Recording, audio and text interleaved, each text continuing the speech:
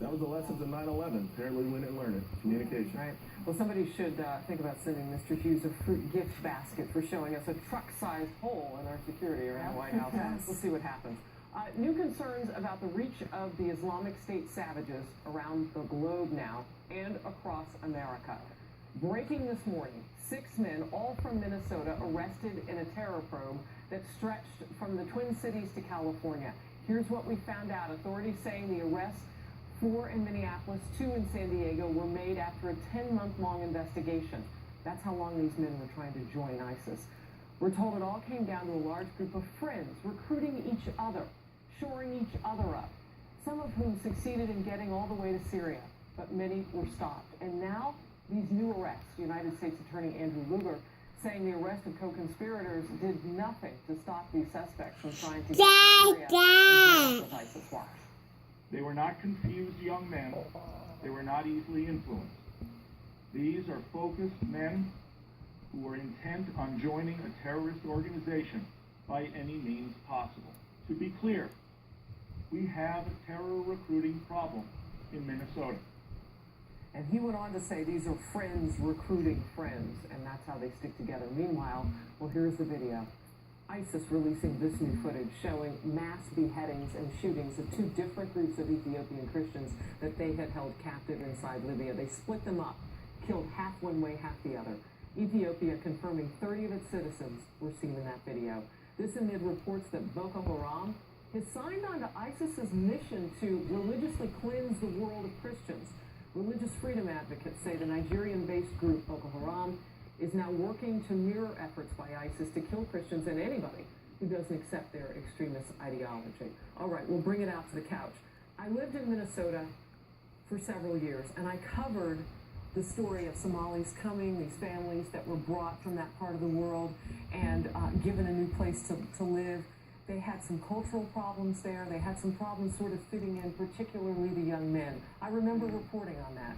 Let Minnesota be a litmus for how it happens, because we knew that they were building and that they were having some problems. And now authorities this morning at this news conference, Andrea, is saying, again, you heard it, we have a recruitment problem in Minneapolis. That's not exactly breaking news, but dealing with it apparently is. And it's interesting you bring up the comparison to what we see in Minnesota, because it's the exact same thing that we see in the suburbs of France and in Paris.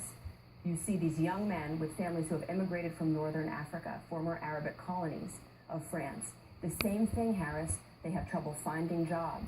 They have trouble assimilating into the culture. So what happens? They're ripe for radicalization. It's a huge problem. Now, of course, it's not as big as it is in France. But you point out something. We should be watching these communities like a hawk and focusing every resource we have, because on a smaller scale, exactly what happened over there could happen over here if we don't take our eyes off it and, frankly, identify it for what it is.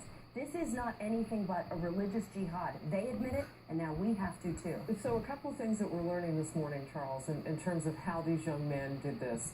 They had a great support group because they stuck together.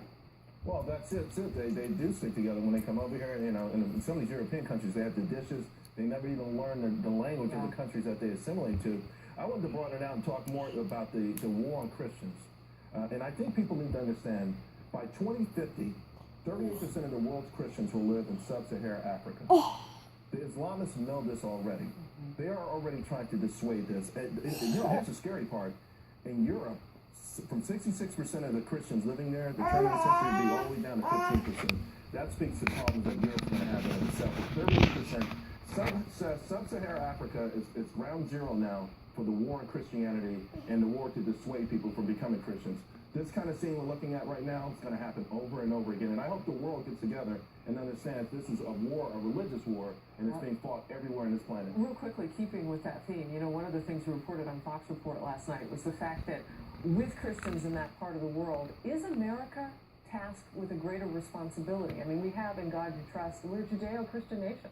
What are your thoughts on that? I don't know about that. I mean, this goes back to expanding our reach beyond our borders. We've gotten so much trouble doing that in the past. I want to say yes, I am a Christian. You know, it is so hard to watch this go on. It is an assault on Christianity. but we are spread so thin.